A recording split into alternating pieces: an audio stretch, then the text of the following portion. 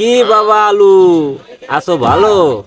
হ্যাঁ, আলু গো আলু, ও গো আমার আলু, তোমার এই ব্যবসা কইরা আমি করবো এবার বিয়া, তোমার এই ব্যবসা দিয়া করবো এবার বিয়া। কি বাঙালি সবাই, সুশীল সমাজ, কেমন আছেন আপনারা? ভালো আছেন নি? এটার নাম কি? আলু। এটা দিয়ে কি করে জানেন আপনারা? সর্বজনীয় আলু এটা। এই আলুটা সব তরকারিতে খাটে। আর বিশেষ করে ব্যাচেলারদের প্রধান খাদ্য খাদ্য হচ্ছে আলু।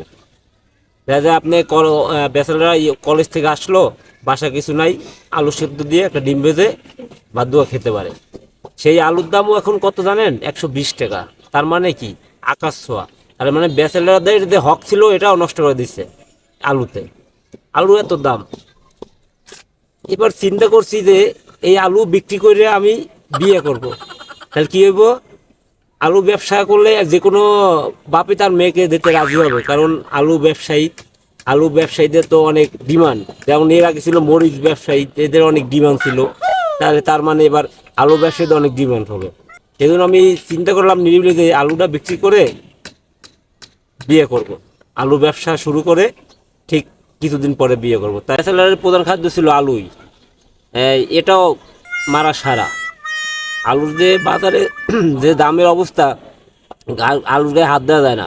কিছুদিন আগে ছিল মরিচ, কাঁচা মরিচ 1,000 টাকা কেজি বন্ধ উঠছিল। এবার আপনারাই বলেন তাহলে, 1 কেজি আলুর দাম যদি 20 টাকা হয়, তাহলে আমরা কিভাবে থাকবো? আমাদের ব্যাচেলারদের কি হবে? তাহলে চিন্তা করতে হবে, হয়তো আপনারা আলুর দাম কমান, নাহলে আপনাদের মেয়ে জামাই করে নেন। আমাদের কিছু করার লাগবো। আমরা ব্যাচেলাররা এই শুধু আমাদের একটা সম্বল আলু। আলু এমন কিছু নাই যে আলু সব তরকারিতে খাটে।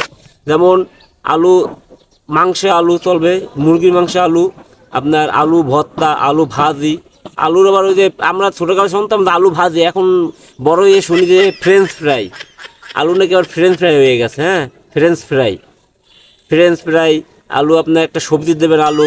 আপনি বলতে গেলে মোটামুটি সব ধরনের সর্বজনীনই হচ্ছে আলু। এই আলুর দামটা এরকম বেড়ে গেছে। তাহলে আমরা কি খাবো বলেন? আপনারাই বলেন, আমরা কি খাবো? আলুর গায়ে হাত দেওয়া যায় না। হাত দিলে হাত পুড়ে যায়। আলুর ইতে ধাঁচে হাত পুড়ে যায়।